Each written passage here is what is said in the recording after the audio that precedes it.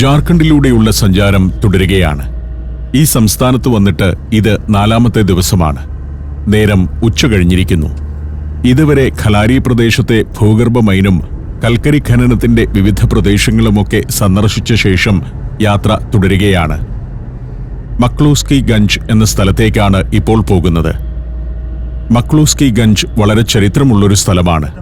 1930കളിൽ ബ്രിട്ടീഷുകാർ ഒരു Anglo Indian സെറ്റിൽമെന്റായി രൂപപ്പെടുത്തിയ പട്ടണമാണത്. അക്കാലത്ത് 400-ലധികം ആംഗ്ലോ ഇന്ത്യൻ കുടുംബങ്ങൾ അവിടെയുണ്ടായിരുന്നു. ഇന്ത്യ സ്വതന്ത്രമായ ശേഷം അവിടെയുണ്ടായിരുന്ന ആളുകൾ പലരും ഓസ്ട്രേലിയയിലേക്കും ഇംഗ്ലണ്ടിലേക്കും കുടിയേറിപ്പോവുകയാണുണ്ടായത്. അവർക്കിവിടെ തുടരാൻ പേടിയായിരുന്നു. ആളുകൾ, പ്രത്യേകിച്ച് ആദിവാസി ഗോത്രങ്ങൾ, എങ്ങനെ പ്രതികരിക്കും എന്ന ഭയം. ഇപ്പോൾ 20 ആംഗ്ലോ ഇന്ത്യൻ കുടുംബങ്ങൾ മാത്രമേ അവിടെയുള്ളൂ. അവരുടെ ജീവിതം കാണാവുന്ന ഒരു പ്രദേശം. ബ്രിട്ടീഷ് ശൈലിയിലുള്ള വീടുകളൊക്കെയായിരുന്നു ഇവിടെ ഉണ്ടായിരുന്നത്. ഞങ്ങൾ ആ സ്ഥലത്തേക്കെത്തി. മക്ലൂസ്കി ഗഞ്ചിലേക്കെത്തുമ്പോൾ അവിടുത്തെ സെന്റ് ആൻസ് കോൺവെന്റ് സ്കൂൾ വിട്ട് കുട്ടികൾ ഇറങ്ങി വരുന്നു. ഇവിടെ ക്രിസ്ത്യൻ സഭകൾ നടത്തുന്ന ധാരാളം വിദ്യാഭ്യാസ സ്ഥാപനങ്ങളും ആശുപത്രികളുമൊക്കെയുണ്ട്. ബ്രിട്ടീഷ് കാലത്തെ ഒരു പള്ളിയൊക്കെ കാണാം. മക്ലൂസ്കി ഗഞ്ചിലെ പുരാതന പള്ളിയാണത്. ഇവിടെ ഡോൺ ബോസ്കോ അക്കാഡമി എന്നൊരു സ്കൂൾ ഉണ്ട്. അവിടെ ഒന്ന് കയറിയ ശേഷം യാത്ര തുടരാമെന്ന് കൂടെയുള്ള ജിൻഡോ പറഞ്ഞു. ഒരു മലയാളിയാണ് ഇതിന്റെ പ്രിൻസിപ്പൽ. ആൾ ജിൻഡോയുടെ സുഹൃത്താണ്. അദ്ദേഹത്തെ ഒന്ന് കണ്ടിട്ട് പോകാം. കയറി ചെല്ലുമ്പോൾ അദ്ദേഹം സ്വീകരിക്കാൻ വന്നു. ടി.ഡി. ജോഷി, ഇദ്ദേഹമാണ് പ്രിൻസിപ്പാൾ. തൃശൂർ ജില്ലയിൽ മാളയ്ക്കടുത്ത് പൂവത്തുശ്ശേരി സ്വദേശിയാണ്. ഞാൻ ഇവിടെ വന്ന വിവരം ജിൻഡോ വഴി ഇദ്ദേഹം അറിഞ്ഞു. ഇതുവഴി കൊണ്ടുവരണം എന്ന് ജിൻഡോയോട് പറയുകയും ചെയ്തു. അങ്ങനെ ജസ്റ്റ് ഒന്ന് കയറി ഹായ് പറഞ്ഞിട്ട് പോകാമെന്ന് കരുതി. അകത്തേക്ക് കയറി. എനിക്ക് വേണ്ടി ഒരു ബൊക്കെയൊക്കെ കരുതി വെച്ചിട്ടുണ്ട്. വലിയൊരു സ്വീകരണവും സദ്യയുമൊക്കെ തരാൻ വേണ്ടിയാണ് ഒരുങ്ങിയിരുന്നത്. പക്ഷേ എനിക്ക് പെട്ടെന്ന് പോകണം. കുറച്ച് വേറെ ചില ഗ്രാമങ്ങളിൽ പോകാനുണ്ട്. ഇവിടുത്തെ സാഹചര്യങ്ങളെക്കുറിച്ച് ഞാൻ ജോഷി മാഷിനോട് ചോദിച്ചു. ഇദ്ദേഹം ഇവിടെ വന്നിട്ട് എത്ര കാലമായെന്നും. ടി.ഡി. ജോഷി ഈ സ്കൂളിന്റെ കഥയും ചരിത്രവും ഒക്കെ പറഞ്ഞു. ഇദ്ദേഹം 29 വർഷമായി ഇവിടെ ജോലി ചെയ്യുന്നു. ആംഗ്ലോ ഇന്ത്യൻ കോളനി 1932 എസ്റ്റാബ്ലിഷ് ചെയ്ത കോളനി. അപ്പോൾ ഞങ്ങൾ ഡയറക്ടർ ആംഗ്ലോ ഇന്ത്യൻ MLC ആയിരുന്നു, അൺഡിവൈഡഡ് ബീഹാറിൽ.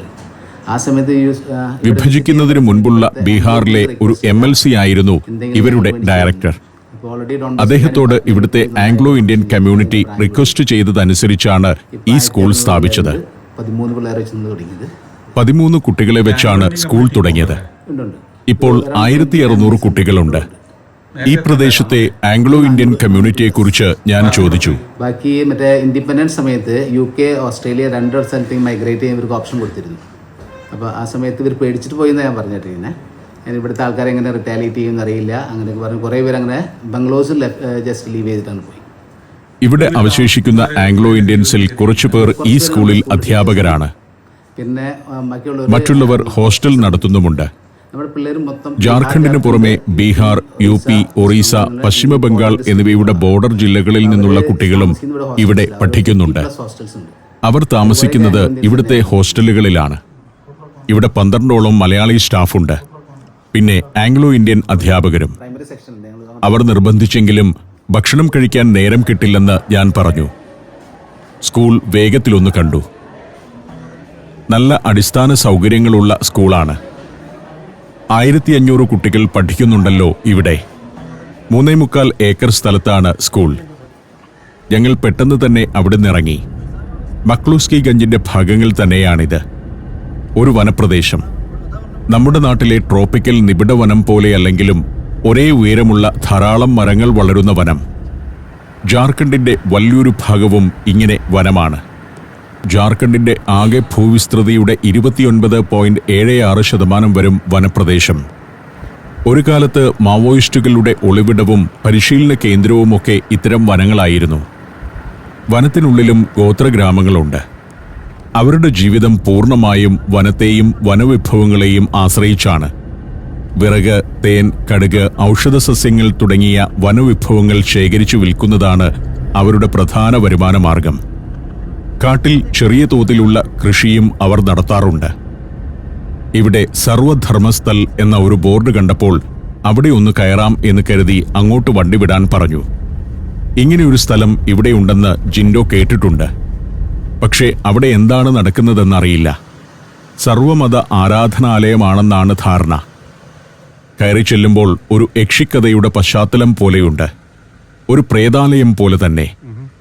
ഇദ്ദേഹമാണ് കാവൽക്കാരനും ഇവിടുത്തെ പൂജാരിയുമെല്ലാം. പേര് സർവൺ കുമാർ യാദവ് എന്നാണ്. വേറെ ആരും ചെല്ലാറില്ലെന്ന് തോന്നുന്നു. ശരിക്കും ഒരു പ്രേതാലയം പോലെ തന്നെ. എല്ലാവരും ഉപേക്ഷിച്ച ഒരു സ്ഥലം പോലെ കിടക്കുന്നു. ഞങ്ങളെപ്പോലെ 2-3 പേർ വന്നിട്ടുണ്ട്. ഒരു ഭാഗത്ത് ഒരു മോസ്കിന്റെയും ഒരു ക്ഷേത്രത്തിന്റെയും ഏതാണ്ടൊരു രൂപത്തിൽ 2 കെട്ടിടങ്ങൾ പണിതുവച്ചിട്ടുണ്ട്. എല്ലാ മതങ്ങളുടെയും ഐക്യവും സൗഹാർദ്ദവും വിളംബരം ചെയ്യുന്നതിനായി ബാബ ചക്രധർ എന്ന സന്യാസി 1990 സ്ഥാപിച്ചതാണിത്. മോസ്കിനും ക്ഷേത്രത്തിനും പുറമെ ഒരു ക്രിസ്ത്യൻ പള്ളിയും ഒരു ഗുരുദ്വാരയും ഇവിടെയുണ്ട്. ആളൊഴിഞ്ഞ ഒരു സ്ഥലം. വലിയൊരു ആൽമരമുണ്ട് ഇവിടെ. അതിൽ കുറെ പട്ടുതുണി ചുറ്റിയിട്ടുണ്ടെന്നതൊഴിച്ചാൽ വേറെ വലിയ കാഴ്ചകളൊന്നുമില്ല. വീണ്ടും വനത്തിലൂടെയാണ് യാത്ര. മുൻപ് ഇത്തരം വനങ്ങളിൽ മാവോയിസ്റ്റുകളും സുരക്ഷാസേനയും തമ്മിലുള്ള ഏറ്റുമുട്ടലുകൾ പതിവായിരുന്നു. വനപാതകളിലൂടെ പോകാൻ വണ്ടിക്കാർ ഭയന്നിരുന്ന കാലം കൂടിയാണത്. ഇത്തരം വനങ്ങൾ ഖനികൾക്ക് വേണ്ടി നശിപ്പിക്കപ്പെട്ടിട്ടുമുണ്ട് ഇവിടെ. അല്പം തിരക്കിട്ടാണ് ഞങ്ങളുടെ യാത്ര. അതിന് കാരണമുണ്ട്. നമുക്കൊരു ട്രൈബൽ വില്ലേജിൽ പോകണമെന്നും അവരുടെ ജീവിത രീതികളൊക്കെ ഒന്ന് കാണണമെന്നും ഞാൻ ജിൻഡോയോട് പറഞ്ഞിരുന്നു. ശരിക്കുമുള്ള ട്രൈബൽ വില്ലേജിൽ കൃത്യമായ ആചാരങ്ങളും ചില സ്വീകരണ പരിപാടികളുമൊക്കെയുണ്ട്. ഒരു ഗ്രാമത്തിൽ വിളിച്ച് ജിൻഡോ അത് കാണാനുള്ള സംവിധാനം ഒരുക്കിയിട്ടുണ്ട്. അവിടെ അവർ 1 മണിക്കൂറായി ഞങ്ങളെ കാത്തിരിക്കുകയാണ്. അതുകൊണ്ട് ഇനി പെട്ടെന്ന് അവിടേക്ക് പോയേക്കാം എന്ന് തീരുമാനിച്ചു. ഇപ്പോൾ ബിജുപ്പാട എന്ന സ്ഥലത്തേക്കെത്തി. രാവിലെ കടന്നുപോയ സ്ഥലം തന്നെയാണ്. ഈ റൂട്ടിൽ വളരെ വേഗം വികസിക്കുന്ന ഒരു വാണിജ്യ വ്യവസായ കേന്ദ്രമാണ് ബിജുപ്പാട. വലിയൊരു ഫാർമ പാർക്ക് ഇവിടെ വരാൻ പോകുന്നുണ്ട്. ഇതുവരെ ഭക്ഷണം കഴിച്ചിട്ടില്ല. അതിനുവേണ്ടി വണ്ടി നിർത്താൻ നേരമില്ല. കുറെ ഗ്രാമീണർ കാത്തിരിക്കുകയാണ് ഞങ്ങളെ. ഇടയ്ക്കിടയ്ക്ക് അവരുടെ കോൾ ജിൻഡോയ്ക്ക് വരുന്നുണ്ട്.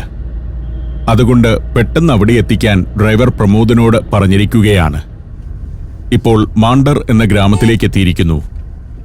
അതിനടുത്താണ് ഗ്രാമം. മാണ്ടറിലൂടെ ചെന്ന് പിന്നെ പാടത്തിന് നടുവിലൂടെയുള്ള ഒരു റോഡിലൂടെ പോകണം. അങ്ങനെ പോകുമ്പോൾ വലിയൊരു വീട് കണ്ടു. ഇവിടുത്തെ ഒരു സർക്കാർ ഉദ്യോഗസ്ഥന്റെ വീടാണ്. വീണ്ടും കുറച്ചു ദൂരം കൂടി പോയി. കാർ ഇവിടം വരെയൊക്കെ പോകൂ. ഇനി അങ്ങോട്ട് മോശം വഴിയാണ്. അപ്പോഴേക്കും നമ്മുടെ സിജോ അച്ഛൻ ഒരു ബുള്ളറ്റുമായി എത്തിയിട്ടുണ്ട്. അദ്ദേഹം നേരത്തെ തന്നെ എത്തി കാത്തു നിൽക്കുകയായിരുന്നു.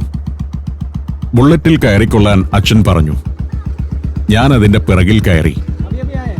കച്ചാച്ചോ എന്നൊരു ഗ്രാമം ലക്ഷ്യമാക്കിയാണ് യാത്ര. ഇവിടെ കണ്ടുമുട്ടുന്നവരെല്ലാം സിജോ അച്ഛന്റെ പരിചയക്കാരാണ്. ഇവിടുത്തെ ഗ്രാമീണരെല്ലാം ചികിത്സയ്ക്കെത്തുക സിജോ അച്ഛൻ അസോസിയേറ്റ് ഡയറക്ടറായിട്ടുള്ള കോൺസ്റ്റന്റ് ലിവൻസ് ഹോസ്പിറ്റലിലാണ്. അതുകൊണ്ടാണ് ഗ്രാമീണർക്കും ഇവിടുത്തെ പ്രമാണിമാർക്കുമെല്ലാം അച്ഛൻ ഒരുപോലെ പരിചിതനാവുന്നത്. ഗ്രാമീണർക്ക് സൗജന്യ ചികിത്സയും സഹായങ്ങളുമെല്ലാം ആശുപത്രി നൽകുന്നുണ്ട്. ബുള്ളറ്റിൽ അച്ഛന്റെ പുറകിലിരുന്ന് ഞാൻ അങ്ങനെ പോവുകയാണ്. ഒരു ബുള്ളറ്റിൽ കയറിയിട്ട് ഒത്തിരി കാലമായിരുന്നു. ഗ്രാമത്തിന്റെ ഉൾവഴികളിലൂടെയാണ് യാത്ര. കച്ചാച്ചോ ഗ്രാമം. ഗ്രാമീണർ അതിദരിദ്രരാണെന്ന് പറയാനാവില്ല. ഇടയ്ക്ക് പാടങ്ങളൊക്കെയുണ്ട്. അതെല്ലാം പിന്നിട്ട് ഞങ്ങൾ ഒരിടത്ത് വണ്ടി നിർത്തി. കച്ചാച്ചോ ഗ്രാമത്തിന്റെ പ്രധാന ഭാഗത്തേക്ക് എത്തിയിരിക്കുന്നു. ഗ്രാമം എന്ന് പറയുമ്പോൾ അടുത്തടുത്ത് വീടുകളൊന്നുമില്ല. പെയിന്റ് അടിച്ച വീടുകളും മണ്ണുമെഴുകിയ വീടുകളുമെല്ലാമുണ്ട് ഈ ഗ്രാമത്തിൽ. ബുള്ളറ്റിൽ നിന്നിറങ്ങി നടന്ന് ഗ്രാമത്തിൽ കൂടുതൽ വീടുകളുള്ള ഒരിടത്തേക്കെത്തി. പരന്ന ഒരു പാറയുടെ മുകളിലാണ് ഈ ഗ്രാമഭാഗം. അവിടെ കുറെ ആളുകൾ കാത്തുനിൽക്കുന്നു. ആചാരപരമായി ഞങ്ങളെ സ്വീകരിക്കാൻ കാത്തുനിൽക്കുകയാണ്. ഇവരോട് പറഞ്ഞിരിക്കുന്നത് കേരളത്തിൽ നിന്ന് ഒരു ടെലിവിഷൻ ചാനലിന്റെ ഒരു പ്രധാന പരിപാടിയുടെ ആൾ വരുന്നുണ്ട് എന്നാണ്. അവരുടെ ആചാരവസ്ത്രം ധരിച്ച് ചെണ്ടയുമൊക്കെയായി ജൊഹാർ എന്ന് പറയുന്നതാണ് സ്വാഗതവാക്ക്. നമസ്കാരം അല്ലെങ്കിൽ സ്വാഗതം എന്നൊക്കെയാണ് ഇവരുടെ ഭാഷയിലെ ജൊഹാറിന്റെ അർത്ഥം. ഇവിടെ നിന്ന് ഇനി സ്വീകരിച്ച് ഗ്രാമത്തിലെ പ്രധാന സ്ക്വയറിലേക്ക് കൊണ്ടുപോകണം. ഗ്രാമത്തിലേക്ക് വലിയ അതിഥികൾ വരുമ്പോൾ ഇങ്ങനെയാണ്. ചെണ്ടകൊട്ടി നൃത്തം ചെയ്ത് സ്വീകരിക്കും. ഇവരുടെ പാട്ടുണ്ട്. പിന്നെ ഒരു സ്ത്രീ ചെറിയ കുംഭത്തിൽ നിന്ന് എല്ലാവരുടെയും മേൽ വെള്ളം തളിക്കുന്നു. മാവില വെള്ളത്തിൽ മുക്കി തളിക്കുന്നു. ഇവരെല്ലാം ഉറാവോ ഗോത്രക്കാരാണ്. ഉറാവോ ഗോത്രത്തിന്റെ ഗ്രാമമാണ് കട്ചാച്ചോ. ചില ചിത്രങ്ങളിൽ കണ്ടിട്ടുള്ള ട്രൈബൽ ചെണ്ട. കഴിഞ്ഞ ദിവസം കല്യാണ ഘോഷയാത്രയ്ക്കൊപ്പവും ഞാനത് കണ്ടിരുന്നു. എനിക്ക് സങ്കടം തോന്നി. ഇത്രയും ആളുകൾ എന്നെ ഒരാളെ സ്വീകരിക്കാൻ കാത്തു നിൽക്കുകയായിരുന്നു ഇതുവരെ. ഗോത്രത്തിലെ ചെറുപ്പക്കാരൊക്കെ യൂട്യൂബിൽ സഫാരി കണ്ടിട്ടുണ്ട്. ഗ്രാമത്തെക്കുറിച്ച് ടിവിയിൽ വരാൻ പോകുന്നു എന്നറിഞ്ഞപ്പോൾ എല്ലാവർക്കും ഉത്സാഹമായി.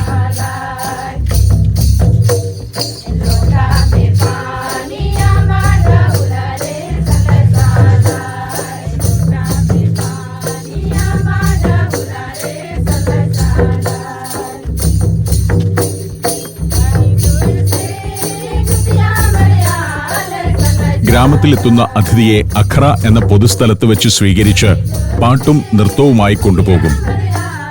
ദേവപ്രതീകമായി കണക്കാക്കുന്ന മാണ്ടർ എന്ന ചെണ്ട അതിഥിയുടെ പ്രാധാന്യം കൂടി വ്യക്തമാക്കുന്നതാണ്. ഇവരുടെ ഈ വസ്ത്രത്തിന്റെ നിറത്തിനും പ്രത്യേകതയുണ്ട്. ഇവിടുത്തെ ഗോത്രക്കാരുടെ കൊടിയുടെ നിറവും ചുവപ്പും വെള്ളയുമായിരിക്കും. അതുപോലെ തന്നെയാണ് സ്ത്രീകളുടെ സാരിയും ബ്ലൗസും. രക്തത്തിന്റെയും ബലിയുടെയും കരുത്തിന്റെയും പ്രതീകമാണ് ഇവർക്ക് ചുവപ്പ് നിറം. വെള്ളയാകട്ടെ സമാധാനം, വിശുദ്ധി, ലാളിത്യം എന്നിവയെ പ്രതിനിധീകരിക്കുന്നു. ഇവിടെ ഞാൻ നേരിടുന്ന ഒരു പ്രശ്നമുണ്ട്. സ്വീകരണം ഏറ്റുവാങ്ങിയാൽ മാത്രം പോരാ, ഒരു വീഡിയോഗ്രാഫറുടെ ജോലി കൂടി ചെയ്യണമല്ലോ. അതിനാൽ എനിക്ക് പകരം അച്ഛനും ജിൻഡോയും സ്വീകരണം ഏറ്റുവാങ്ങാൻ ഞാൻ പറഞ്ഞു. ഞാനത് ഷൂട്ട് ചെയ്യാം.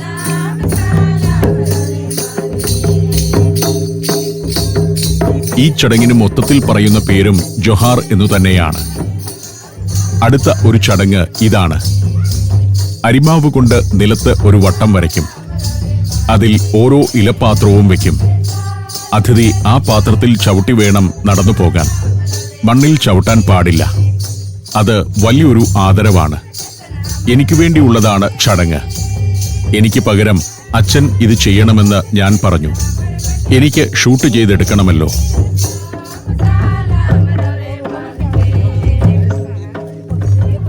ഈ ഗ്രാമത്തിന്റെ നിലം മുഴുവൻ പാറയാണ്.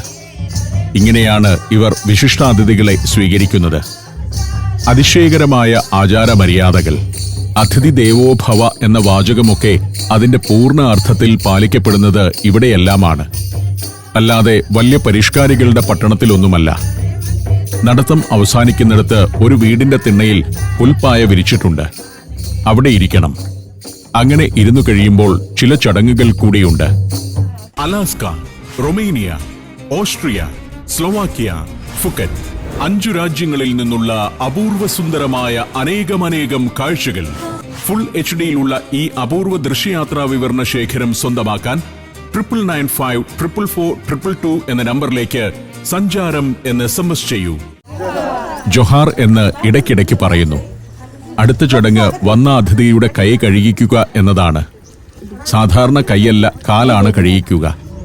ഞങ്ങൾക്കത് താല്പര്യമില്ലെന്ന് പറഞ്ഞു. അതൊഴിവാക്കണമെന്നും ഒരാൾ മറ്റൊരാളുടെ കാൽ കഴുകുന്ന രീതി തുടരുന്നതിനോട് താല്പര്യമില്ലാത്തതുകൊണ്ടാണ്. സാധാരണയായി വീട്ടിലെ മുതിർന്ന സ്ത്രീയോ മൂത്ത മരുമകളോ ആണ് അതിഥിയുടെ കാൽ കഴുകുക. അതിനെ ആദരവിന്റെ അടയാളമായാണ് ഇവർ കാണുന്നത്.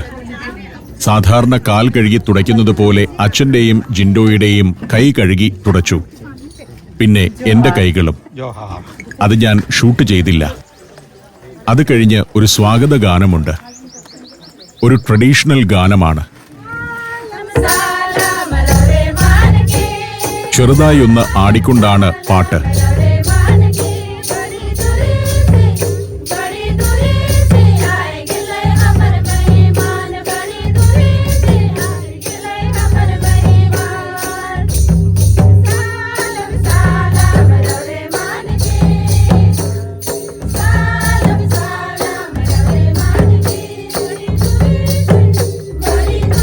വിവാഹ ചടങ്ങുകളിലും ഗ്രാമത്തിലെ ഏറ്റവും വിശേഷ അവസരങ്ങളിലുമൊക്കെ ഇവരുടെ ഈ ജൊഹാർ ചടങ്ങുകൾ മണിക്കൂറുകളോളം നീണ്ടുപോകാറുണ്ട്.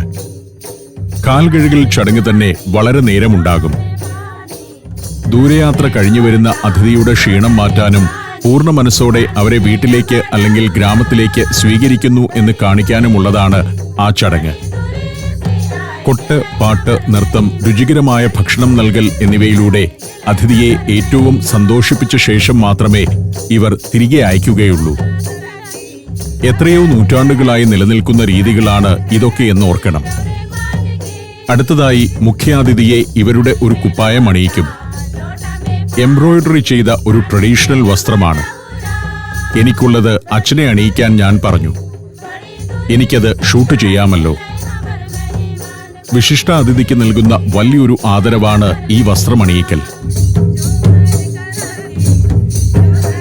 അത് കഴിഞ്ഞ് ഇലകൊണ്ട് കുത്തിയ ഒരു കിരീടം അണിയിക്കും. അത് എന്നെയും അണിയിച്ചു. പിന്നെ ഒന്ന് ജിൻഡോയുടെ തലയിലും വെച്ചുകൊടുത്തു.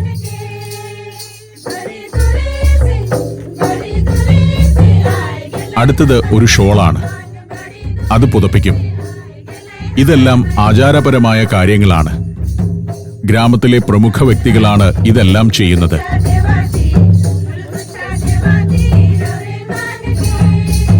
സ്ത്രീകളെല്ലാം ഊഴം കാത്തു നിൽക്കുകയാണ്. ഒരു സ്ത്രീ വന്ന് ഞങ്ങൾക്ക് ഓരോ ബൊക്കെ സമ്മാനിച്ചു. പിന്നെ ഇലയും പൂവും കൊണ്ടുണ്ടാക്കിയ മാലയണിയിച്ചു.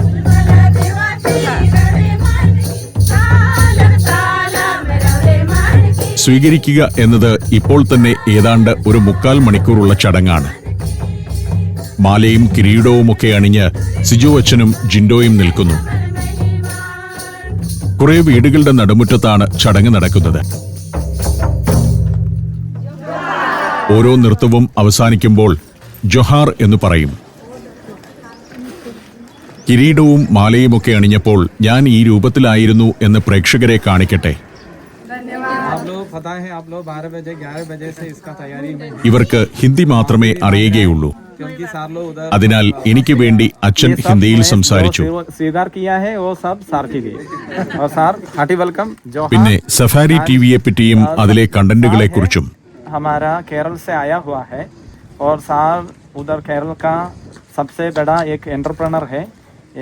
തനിക്ക് കിട്ടിയ ആദരവ് എനിക്കുള്ളതാണെന്നും എനിക്ക് വേണ്ടി അദ്ദേഹം അത് ഏറ്റുവാങ്ങിയതാണെന്നും അച്ഛൻ നർമ്മത്തോടെ പറഞ്ഞു. നിങ്ങളൊക്കെ ടിവിയിൽ വരുമെന്നും ഇത്രയും സ്നേഹനിർഭരമായ സ്വീകരണം ഇന്ത്യയിൽ എങ്ങും കിട്ടിയിട്ടില്ലെന്നുമൊക്കെ അച്ഛൻ പറഞ്ഞു. അച്ഛൻ പ്രഭാഷണം അവസാനിപ്പിച്ചു. അടുത്തതായി സ്ത്രീകൾ ഇരിക്കാനുള്ള പായയെടുത്ത് മുറ്റത്ത് വിരിച്ചു. ഇനി എന്താണ് ചടങ്ങെന്ന് ഞാൻ ആകാംക്ഷയോടെ കാത്തുനിൽക്കുകയാണ്. സ്ത്രീകൾ കുറച്ചുപേർ പായിലിരുന്നു. കുറച്ചുപേർ മറ്റെന്തൊക്കെയോ ജോലികൾക്കായി പിരിഞ്ഞു. ഞങ്ങളുടെ കസേരയ്ക്ക് മുന്നിലേക്ക് ഒരു ചെറിയ ടീപ്പോയ് കൊണ്ടുവച്ചു. ഭക്ഷണം വിളമ്പാനുള്ള പരിപാടിയാണെന്ന് തോന്നി. അപ്പോഴേക്കും ഗ്രാമമുഖ്യനെത്തി. ഗ്രാമത്തിലെ ചീഫ് ഇദ്ദേഹമാണ്. റമീസ് ഏക്ക എന്നാണ് ഇദ്ദേഹത്തിന്റെ പേര്. 72 വയസ്സുകാരനാണ്.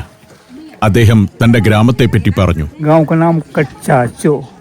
കച്ചാച്ചോ ഗ്രാമത്തിന്റെ ചീഫ്. 400ഓളം ആളുകൾ വസിക്കുന്നുണ്ട് ഗ്രാമത്തിൽ. ഉറാവോ ഗോത്രക്കാരാണ് എല്ലാവരും. ഉറാവോ ഗോത്രത്തിൽ തലവനെ തിരഞ്ഞെടുക്കാൻ 2 രീതികളുണ്ട്. ഗ്രാമത്തിലെ ഏറ്റവും ആദ്യത്തെ താമസക്കാരുടെ കുടുംബ പരമ്പരയിൽ നിന്നുള്ളവരായിരിക്കും നേതൃത്വ സ്ഥാനത്തേക്ക് എത്തുന്നത്. ഗ്രാമത്തിലെ എല്ലാ കുടുംബങ്ങളിലെയും സമിതിയായ പഞ്ചും ഗ്രാമവാസികളും യോഗം ചേർന്ന് ശബ്ദ വോട്ടോടെയാണ് തലവനെ തിരഞ്ഞെടുക്കുക. 3 വർഷം, 1 വർഷം, ആജീവനാന്തം എന്നിങ്ങനെ കാലാവധിയുണ്ടാവും തലവന്. ഗ്രാമത്തിലെ പഹാർ അഥവാ പൂജാരി പ്രത്യേക പൂജ നടത്തി തലവനെ നിശ്ചയിക്കുന്നതാണ് മറ്റൊരു രീതി. ഇദ്ദേഹത്തിന് സിജോ അച്ഛന്റെ ഹോസ്പിറ്റലുമായി ഒരു ബന്ധമുണ്ട്. 38 കൊല്ലം മുൻപ് ഇദ്ദേഹം കോൺസ്റ്റന്റ് ലിവൻസ് ആശുപത്രിയിൽ ജോലി ചെയ്തിരുന്നു. അതുകൊണ്ടാണ് ഇവർക്ക് ആശുപത്രിയിൽ ഉള്ളവരെയെല്ലാം ഇത്ര പരിചയം. ഒരു ചെറിയ ഇലക്കുമ്പിളിൽ ചെറിയൊരു സ്നാക്ക് കൊണ്ടുവന്നു ഒരു സ്ത്രീ. അരി വറുത്തതാണ്. ചട്ന എന്നാണ് ഇതിന്റെ പേര്. കൂടാതെ ഇവരുടെ റൈസ് ബിയർ തുടങ്ങിയ പാനീയങ്ങളുണ്ട്. അതെല്ലാം പുറകെ വരുന്നുണ്ട്. അതിന്റെ തുടക്കം എന്ന നിലയിൽ സ്നാക്ക് ഇലക്കുമ്പളിൽ എല്ലാവർക്കും വിതരണം ചെയ്തു. ഞങ്ങളെ സ്വീകരിക്കാനെത്തിയ എല്ലാ സ്ത്രീകൾക്കും വറുത്ത ധാന്യം കൊടുക്കുന്നുണ്ട്. ഇവരുടെ ആഘോഷങ്ങളിലെ ഒരു ചടങ്ങ് തന്നെയാണിത്. ഇലക്കുമ്പിൾ തീർന്നപ്പോൾ കൈക്കുമ്പിളിലായി വിതരണം. സ്ത്രീകളിൽ കുറെ പേർ ഇങ്ങനെയിരിക്കുന്നു. കുറെ പേർ പാചകത്തിന്റെ പണികൾ ആരംഭിച്ചിരിക്കുന്നു. കൊട്ടുകാരും വാദ്യക്കാരുമൊക്കെ വിശ്രമിക്കുകയാണ്. വെള്ളവും മറ്റും എല്ലാവർക്കും വിതരണം ചെയ്യുന്നു. എല്ലാം ആഘോഷ മൂഡിൽ തന്നെ. ഇനിയും രസകരമായ കാഴ്ചകൾ വരാനിരിക്കുകയാണ്. അതിന്റെ അനുഭവങ്ങൾ തേടി ഞാൻ അവിടെ അങ്ങനെയിരുന്നു.